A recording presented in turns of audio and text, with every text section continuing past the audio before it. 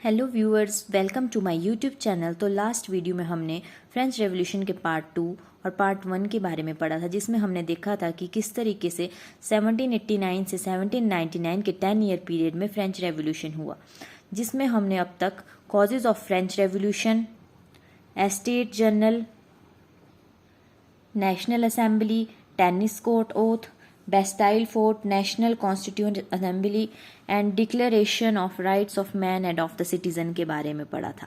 तो ठीक है, यहाँ तक आई होप आपको अच्छे से समझ आ गया था। तो आइए नेक्स्ट हम शुरू करते हैं यहाँ से आगे।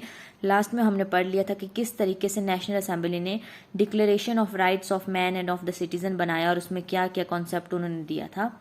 तो इसके बाद क्या हुआ था, जो लोगों ने जो है वो क्रांति शुरू कर दी थी फ्रांस में, ठीक है। जिस वजह से क्या हुआ था, जो लुइस 16 है, जो बर्बन फैमिली का लास्ट किंग था, वो डरा हुआ था और वो जो है वर्साइल पैलेस में छुपा हुआ था, ठीक है। और अक्टूबर 1789 में क्या घटना हुई, अक्टूबर 1789 में क्या हुआ, फूड शॉर्टेज हो गई, यानी खाने की कमी हो गई, खाने की शॉर्टेज हो गई, हार्श इकोनॉमिक कंडीशंस हो गई वहाँ पे। और क्या है, अफवाह फैल गई कि जो वर्साइल के पैलेस में है वहाँ पे क्या हो रहा है, पार्टी हो रही है। अब देखो, आम लोगों के पास तो खाने की मंदी थी और जो रॉयल फैमिलीज थी वो पार्टी करे थी, जिसकी वजह से जो है पेरिस की महिलाएं वो है बहुत ही ज़्यादा गुस्सा हो गई। महिलाएं क्यों गुस्सा हुई, अब खाना बनाने का काम तो महिलाओं का ही होता था। जब उनके पास खाने के लिए कुछ नहीं था, अपने बच्चों को खिलाने के लिए, अपने पतियों को खिलाने के लिए कुछ नहीं था, तो इसीलिए वो जो है बहुत ही ज़्यादा गुस्सा हो गई और लगभग 7000 जो लेडीज़ हैं वो पेरिस के पैलेस की तरफ चल पड़ी, ठीक है। वहाँ पे चली गई और उन्होंने वहाँ पे दंगा किया। उन्होंने रॉयल फैमिलीज को बोला कि तुम पेरिस चलो, पेरिस चलो और देखो कि आम जनता कितनी परेशानी में है, उनके पास खाने को कुछ नहीं और तुम लोग यहाँ पार्टी कर रहे हो। तो ये घटना हुई थी कब, अक्टूबर 1789 में। उसके बाद 1790 में क्या हुआ था, 1719 में अब क्या हुआ था कि जो नेशनल असेंबली में जो है आपस में लड़ाई शुरू हो गई थी। नेशनल असेंबली कैसे बनी थी, हमने देखा था ना, वो टेनिस कोर्ट ओथ के टाइम बनी थी नेशनल असेंबली, है ना, जिसमें 600 डेलीगेट्स थे, 600 लोग थे। तो ये जो 600 लोग थे ये आपस में लड़ने लगे। क्यों लड़ने लगे, अब 600 लोग हैं, उनमें से 40 की मान लो फॉर एग्जाम्पल कुछ और सोच है, 40 की कुछ और सोच है, 50 की कुछ और सोच है, तो सबकी जो है वो अलग अलग थिंकिंग थी, जिस वजह से आपस में इनकी जो है आर्ग्यूमेंट्स वगैरह होने लगी। जिस वजह से जो है इन लोगों ने अब अपने अलग अलग ग्रुप बनाने लगे, अपनी अपनी सोच के हिसाब से अलग अलग ग्रुप बना दिए। और मेन जो है 3 ग्रुप सामने आए। ये 3 ग्रुप्स थे, Jacobins, Girondins and society of revolutionary republic. जो जैकोबियंस थे वो क्या थे, उग्रवादी ग्रुप था, रेडिकल रेवोल्यूशनरीज थे, थोड़े गुस्से वाले थे, ठीक है। और जो गिरोंडियंस थे वो क्या थे, उदारवादी थे, यानी लिबरल थे। और ये जो सोसाइटी ऑफ रेवोल्यूशनरी रिपब्लिक है, ये किसने बनाया था, औरतों ने, क्योंकि बाकी लोग तो औरतों के बारे में सोच ही नहीं रहे थे, इसीलिए इन्होंने भी अपना ग्रुप खुद ही बना दिया। तो ठीक है, 3 ग्रुप थे, कौन कौन से, Jacobins, Girondins and society of revolutionary republic. और इन तीनों ग्रुप्स की आपस में थिंकिंग अलग अलग थी। ये उग्रवादी थे, ये उदारवादी थे, और ये महिलाएं अपने बारे में सोचती थी, ठीक है। तो ये जो जैकोबियन ग्रुप था ये कैसा था, ये जो जैकोबियन ग्रुप था ये था बहुत ही गरीब लोगों का group, very very poor people, ठीक है। जैसे डेली वर्कर्स थे जो दिहाड़ी पे काम करते थे, वैसे लोगों का ये ग्रुप था, जैकोबियन ग्रुप, ठीक है। और इसका जो लीडर था वो कौन था, मैक्सिमिलियन डी रॉबिस्फियर। क्या नाम था उसका, मैक्सिमिलियन डी रॉबिस्फियर। ये था लीडर किसका, जैकोबियन ग्रुप का, जो कि पुअर लोगों का एक ग्रुप था। और इन लोगों का मानना था कि सिर्फ राजा से ही पावर नहीं छीननी चाहिए, ये जो अपर क्लास वेल्दी लोग हैं इनसे भी पावर छीन लेनी चाहिए, क्योंकि ये भी तो टैक्स नहीं देते हैं, ऊपर से हमारे ऊपर अपना राज चलाते हैं, ठीक है। इसीलिए इनका मानना था कि राजा के साथ साथ अपर एंड वेल्दी ट्रेडर्स की पावर भी छीन लेनी चाहिए। फिर ये जैकोबिन ग्रुप्स वालों को सैन क्लॉटिस नाम के ग्रुप से भी जाना जाता था। क्यों बोलते थे सैन क्लॉटिस, क्योंकि ये लोग जो है बिलो नी पैंट्स पहनते थे, मतलब नी से ऊपर वाली पैंट, जैसे कैपरीज बोलते हैं ना, वैसी हाफ पैंट्स पहनते थे, ठीक है। इसलिए इनको सैन क्लॉटिस कहते थे। अब क्या पता ये फ्रेंच का कोई वर्ड हो, मैंने इसके बारे में पता नहीं किया है, ठीक है। 1791 में फिर क्या हुआ, 1791 का टाइम आ गया। अब क्या हुआ, ये जो किंग लुइस था, किंग लुइस 16, ठीक है, 16, किंग लुइस 16 था, इसने भागने की कोशिश की to Austria. He tried to escape to Austria from France, but he was caught by Jacobin group and demand for republic. क्या हुआ था 1791 में? ये जो किंग लुइस है ये ऑस्ट्रिया भागने लगा। ऑस्ट्रिया क्यों? हमने पहले पढ़ा था ना फर्स्ट पार्ट में कि किंग लुइस 16 की जो वाइफ है वो ऑस्ट्रिया से थी, तो ऑस्ट्रिया क्या हुआ? किंग लुइस का ससुराल हुआ। अब कोई और इसको शरण दे ना दे, लेकिन ऑस्ट्रिया तो इसको जरूर शरण देता, इसीलिए कहाँ जा रहा था कि ऑस्ट्रिया जा रहा था अपनी वाइफ मैरी एंटोनिएट के घर, ठीक है। बट क्या हुआ, जैकोबियन ग्रुप वालों ने इसे पकड़ लिया और पकड़ के क्या किया, इससे डिमांड की कि तू हमें रिपब्लिक दे दे। बट जो नेशनल असेंबली वाले थे उनको रिपब्लिक नहीं चाहिए था, उनको क्या चाहिए था? Constitution monarchy. अब ये कॉन्स्टिट्यूशन मोनार्की क्या है? कॉन्स्टिट्यूशन मोनार्की का मतलब है राजा प्लस सरकार, किंग प्लस गवर्नमेंट। मतलब ये नहीं चाहते थे कि किंग हटे, इन्हें किंग भी चाहिए था, लेकिन ये चाहते थे किंग जो है वो सरकार के अकॉर्डिंग चले, ठीक है। जो किंग है वो कॉन्स्टिट्यूशन बनाए, रूल्स बनाए, रेगुलेशन बनाए और अच्छे से उसे फॉलो करे और लोगों से भी करवाए। बट ये तो जैकोबियंस थे, ये तो फुल रिपब्लिक चाहते थे, ठीक है। तो ये कब की घटना थी? 1791 की।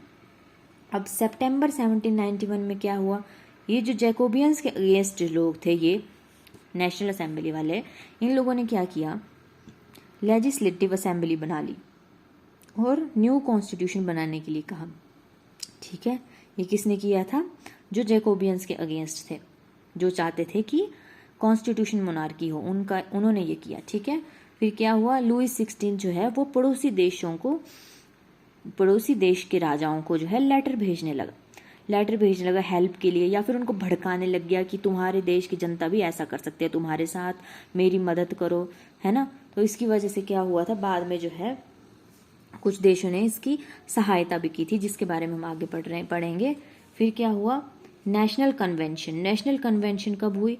1792 से 1795 तक बनी थी नेशनल कन्वेंशन, ठीक है। और इस समय में 1792 से 1795 के बीच क्या हो रहा था, रेवोल्यूटिंग फीवर फैल रहा था पूरे फ्रांस में। मतलब पूरे फ्रांस में क्रांति का बुखार था, छाया हुआ था, सब लोगों को रिपब्लिक चाहिए था, ठीक है। और जो फ्रांस के पड़ोसी राज्य थे, कौन कौन से? ऑस्ट्रिया और पर्शिया, वो भी डर गए थे। वो डर गए थे कि अगर हमारी जनता को इसके बारे में भनक भी लग गई तो क्या होगा, वो भी रेवोल्यूशन करने लग जाएंगे, ठीक है, और हमारे देश को भी खतरा हो जाएगा। इसीलिए उन्होंने क्या फैसला किया कि वो जो है फ्रांस की हेल्प करेंगे, किंग लुइस 16 की हेल्प करेंगे। इसीलिए ऑस्ट्रिया और पर्शिया ने क्या किया, पिलनिट्स नाम के एक स्थान पर जो है वो मीटिंग की।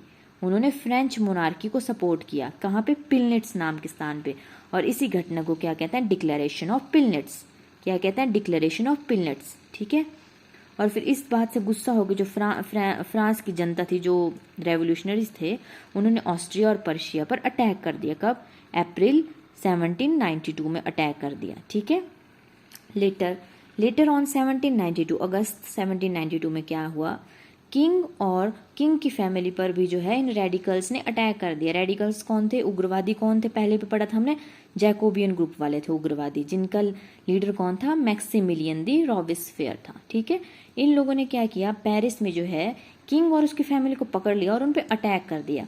और क्या किया, मोनार्की को सस्पेंड कर दिया, राजतंत्र को सस्पेंड कर दिया।